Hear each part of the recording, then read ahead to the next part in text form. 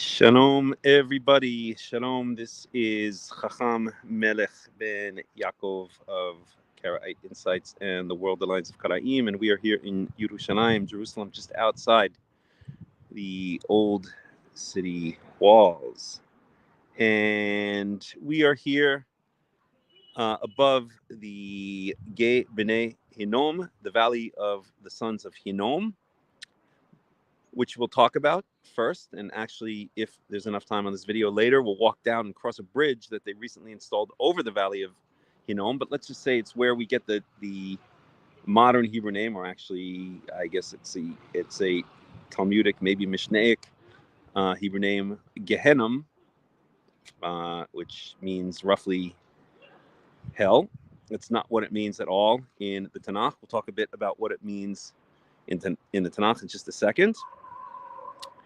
And it's mentioned and why it got a reputation for being the entrance to hell, or being hell.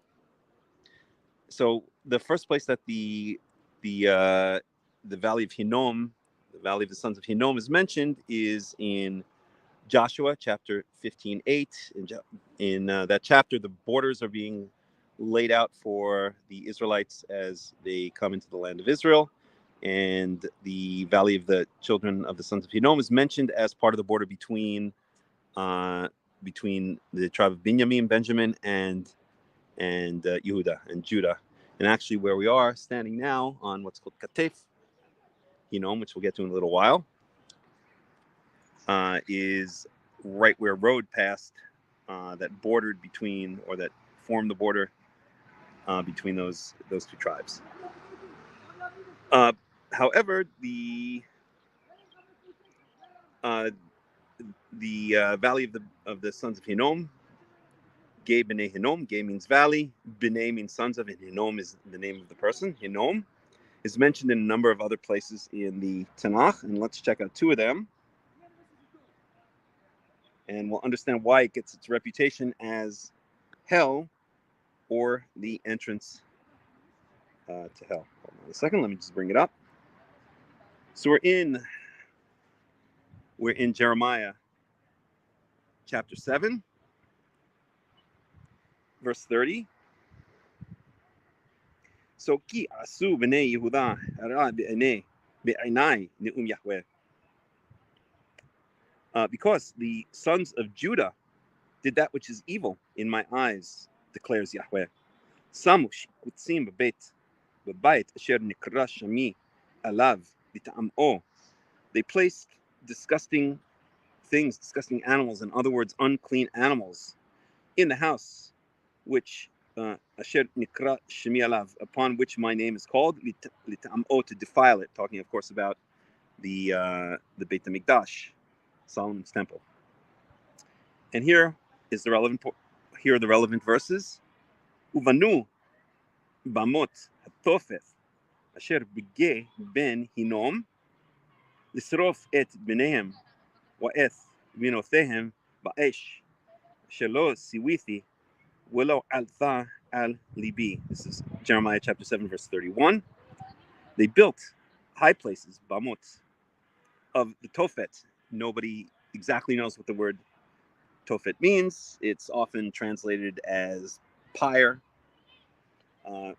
because of the context here. Asher b'gei Hinnom. So they built the high places of the Tophet, which is in the Valley of the Sons of Hinnom. Then Hinnom, the Valley of the Son of Hinnom. L'sarofet b'neihem ve'et benotehem ba'esh, in order to burn their sons and their daughters in fire. Shelo tziwiti ve'lo atal al libi, which I did not command and which never entered into my heart. So we're talking about sacrifices to Molech occurred in this valley below us. We can't get a clear view of the valley, but if we go down to it afterwards, then we'll get a very clear view of it. So remember, Jeremiah is a prophet who lived right at the end of the exile. He saw the exile with his own eyes. He reports on the exile at the very end of the book of Jeremiah. And so he prophesies about this place, about the Valley of the Sons of Hinnom. If we continue in verse 32, again, this is Jeremiah chapter 7, verse 32. L'chein hine yamim ba'im ne'um Yahweh. So, behold, Days are coming, declares Yahweh. V'lo ya'mer od tofet ogeh ben Hinnom, and it will no longer be said the Tophet and the valley of the sons of Hinnom, ki im ge hahariga, but rather the valley of killing. Kavru Tophet me'en makom, and they will bury their dead. In other words, and we'll talk about what it's speaking about in a second. But let me just read. And they will bury at the Tophet, and there will not be enough place. There will not be enough space to bury all the dead bodies. Verse 33.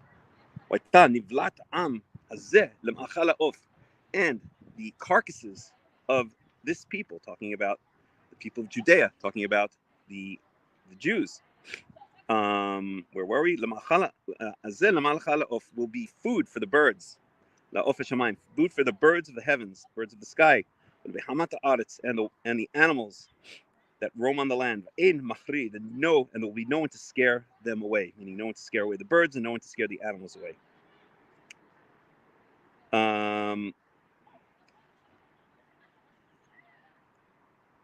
Ishbati, verse 34.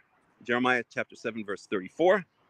Ishbati me are Yehuda mechotzot Yerushalayim, and I will cause to cease. Ishbati from the word Shabbat.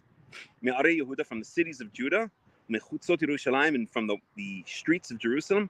Kol sason v'kol simcha, the voice of happiness, or the voice of rejoicing, and the voice of happiness. Kol chatan v'kol kala, the voice of the bridegroom and the voice of the bride.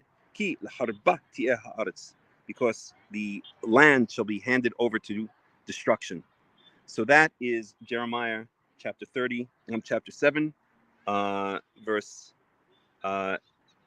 verses 30 through the end of the chapter. And that gives an idea of why, or what this place was in the time of Jeremiah, and why it later became associated by rabbinical Judaism, which has no basis whatsoever in the Tanakh, but it later became associated by rabbinical Judaism as hell, or at least the entrance to hell, to Gehinnom. The word Gehinnom comes from the name Ge B'nai Hinnom, from the valley of the children or the sons of Hinnom.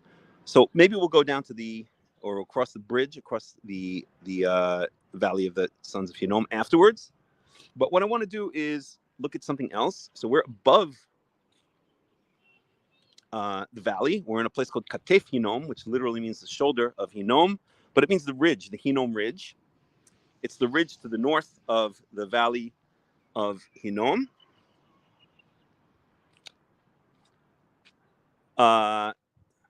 And the valley of Hinnom, by the way, there are three valleys that surround Jerusalem, or that surround the old city, the city of David of Jerusalem. To the east, we have the Kidron Valley, which leads up further east to the Mount of Olives. To the southwest, essentially, we have the Hinnom Valley. That's the valley of the sons of Hinnom, the Gate B'nai Hinnom. And then to the west, we have something called the Tyropian Valley, which is not mentioned as much in the Tanakh, but exists. So what we want to talk about now is burial caves that have been found here at Katef Hinnom, at the Hinnom Ridge. It's a bit north of the Valley of Hinnom. And let's talk about these burial caves. Maybe we'll start off. I'll just read this sign here. So 7 burial caves from the late First Temple period were found at the site.